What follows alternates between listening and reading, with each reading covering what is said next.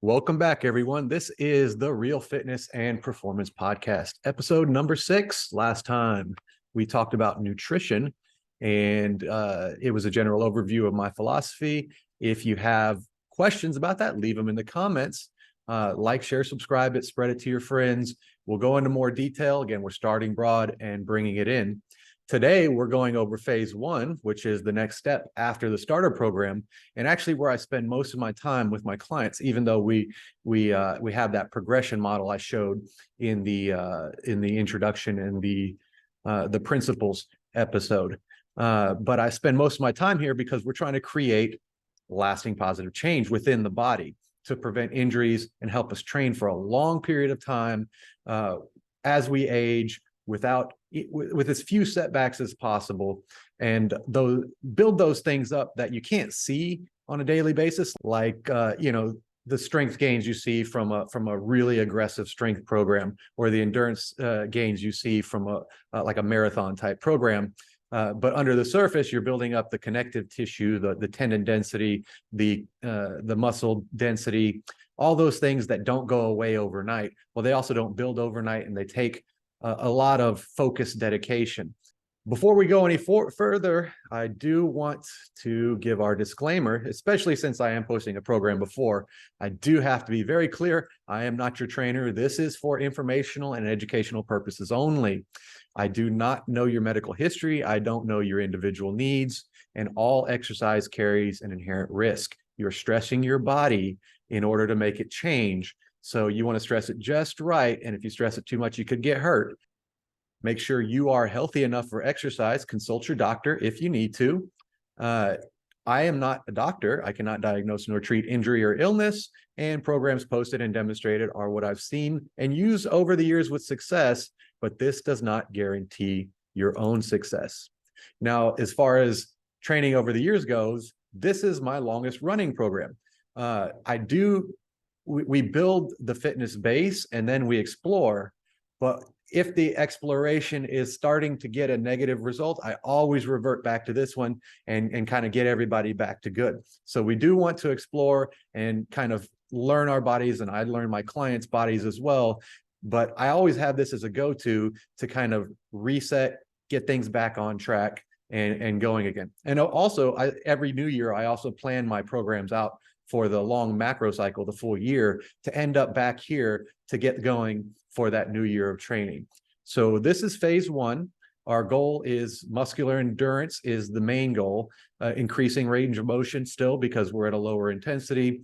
And like I just brought up, increasing that muscle tendon density, which takes time under tension. And it takes a little bit of intensity, but now we're kind of narrowing in on how much we can do. Now, this is one of the mistakes a lot of athletes make, is they have this as what they call their general prep program, where it'll be a higher rep phase, but they just go through the motions. Or they say high rep is 8 to 10. No, we're talking like 14, 15, 16, all up there. And it's not going through the motions for that many reps. It's how much can you do? How much can you do for 16 reps?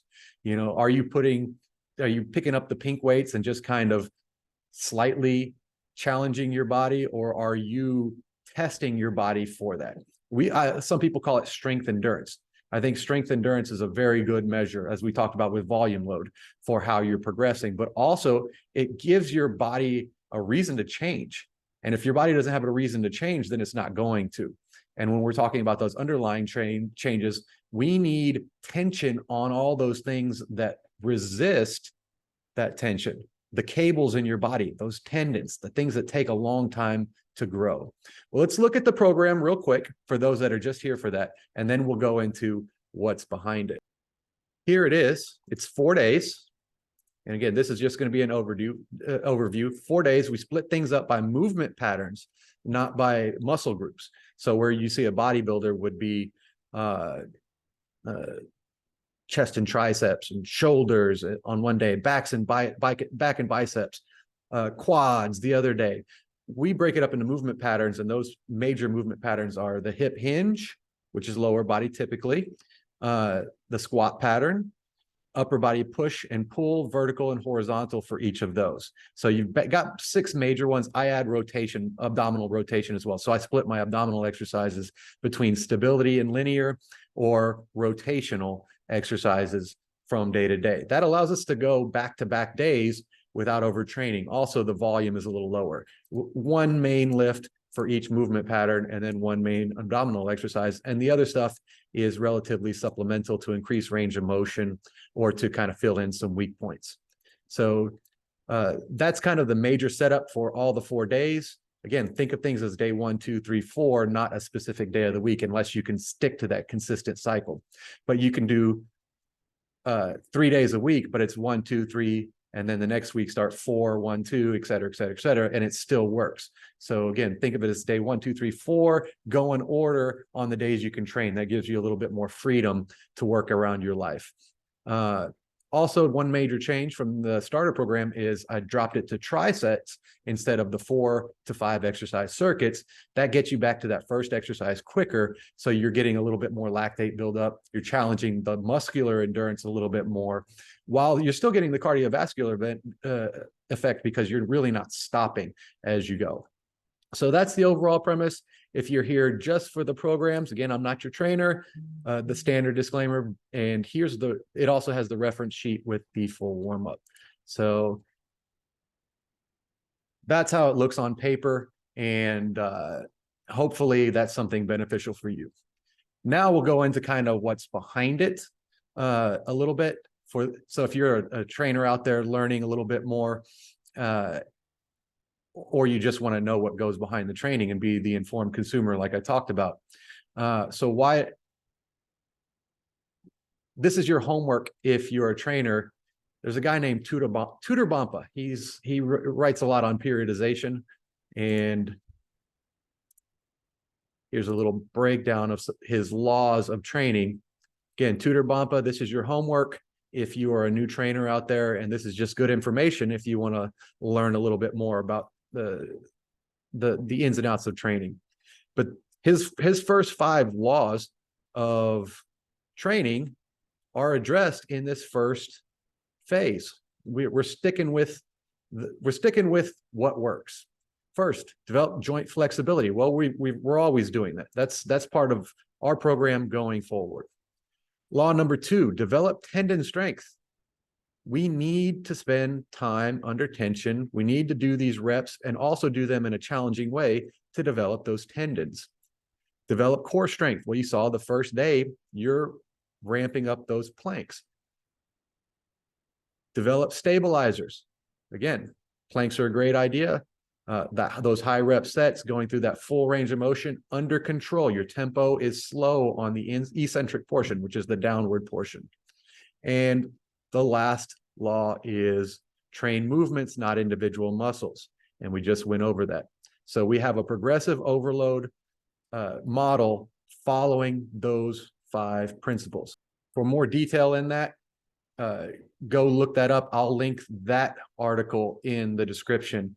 But also I recommend getting his textbooks on periodization, some of the best out there.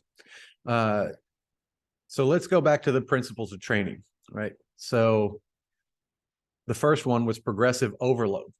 Well, what are we overloading in this phase? Well, it's relatively high rep, so we're overloading the muscular endurance, right? We decrease, so rest was one of those things we can overload. We decrease the rest by making it a 3 exercise set, so you're getting back to that first exercise a little bit faster. Now we're also increasing the intensity. We're using that range to add a little bit or to be able to add some weight to our resistance training in order to stimulate the muscles to grow a little bit more. So we're increasing intensity, but at a rate that our tendons and muscular the muscular structures can keep up with. We're decreasing the rest, so that helps us increase our muscular endurance. The reps are high enough to increase our muscular endurance, especially when combined with the greater intensity. And then we're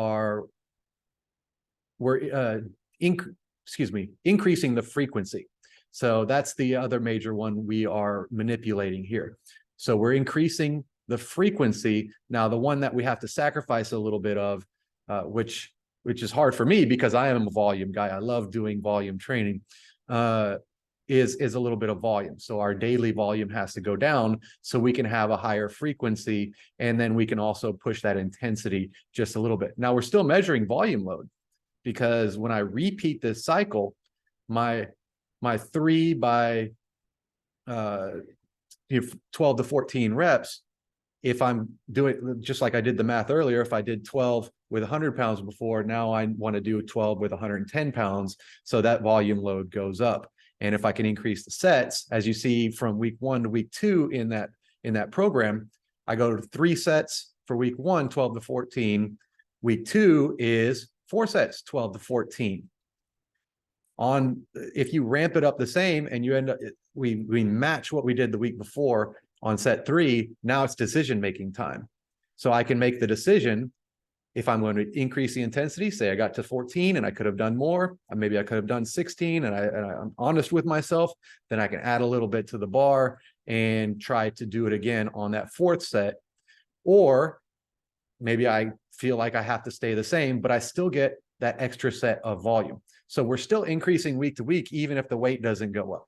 So we can look at that overload in many, many, many different ways. And then we're individualizing, because that range allows us to pick the resistance that's right for you, and also allows you to choose what you work on. Maybe you didn't push it for the full 14 reps, but then you take an honest look at yourself and you say, well, it's not about weight at this moment. I was only kind of half repping. I was only going halfway down on that hinge. Let me try to push it, instead of just below my knees, down to mid shin on that Romanian deadlift. So then you can keep the weight the same, but increase that range of motion. Or you can manipulate tempo. Well, yeah, I got to it and I could have done more, but I was moving kind of fast. So let me, instead of taking 2 seconds to get to the bottom, let me push that to 4. So you have all of these choices to work on the things you want to in order to create the adaptations you want. Time under tension, you can increase the time, you can increase the tension. So there's all the sky's the limit. Pick the one that works the best for you, or it might be equipment limitations. Maybe you can't increase the weight, so you'll want to focus on range of motion and time, because there's no other place to go when it comes to the weight. So progressive overload, individuality, specificity. Well, it's general fitness, so specific to just aging better, which is a little bit better at everything. And it's a good mixture of movements, and it's designed around kind of the normal American lifestyle, which has too much sitting, too much time in the car, too much time at the computer, lots of posture work. You'll see that one of the biggest benefits people get right away from my programs is their posture automatically gets better, which leads us to feeling a lot better in our daily lives. So that's a great benefit. So that's specificity. And then variety. There's enough variety that we can train for an hour, 4 days a week, back to back, without over patterning. Always with variety, I'll jump back to the power lifters. We did bodybuilders body part splits. Well, a power lifter would be basically an exercise split. You got squat day, deadlift day, bench press day, and then they'll do supplemental stuff in between, which is usually practicing those same movements at a light intensity so their nervous system can get a workout from it, but not damaging the tissues and putting them in danger. So we use the variety to be able to train total body every day without overworking ourselves or putting ourselves in too much danger. Again, there's always an inherent risk, so listen to your body, especially if you're not used to a high frequency program, because things are going to be sore the next day. If your weak point is your hamstrings, both the Romanian deadlift and that split squat are going to work your hamstrings really hard, because that's your weak point. If you're pretty well rounded, you can get away with it. So again, listen to your body, use the variety and the manipulations of the principles to make it individual to yourself and specific to your needs. That's phase 1. Next time, I think I'm going to go into a little bit more detail on progressive overload. Just like I did here in explaining this phase, I'm going to do it. I'm going to go through the different ways to manipulate variables, such as, okay, so intensity, for example, we'll look at how you can use intensity. No, let me think about that. So you're hearing me think out loud here. I'm going to take the variables of fitness and then show you within each variable what ways you can manipulate the progressive overload to work those specific variables. So we'll take muscular endurance, we'll break it down, and then I'll give you a real world example of what I've done with a client or an athlete client or an adult client along the way. I can think of one, manipulating rest, which is I kind of developed a program for my mixed martial arts and my combat athletes, where the hardest thing is you got to maintain a super high intensity, but then recover really quickly in that minute between bouts. And the traditional road work was developing a base, but I think it fell short of developing the actual specific endurance needs you need inside the ring. So that's what I think I'll do next time. Again, like, share, subscribe. I'm not your trainer, so you're paying me in clicks and shares. Let's build this up. We'll get more specific as we go. Leave your questions. I want more content. I've got ideas, but I want this also to be specific to you guys as we go along. Everybody's going to benefit from it, because if you've got a question, chances are a dozen other people that see this are going to have the same question. It's been great. I will see y'all next time.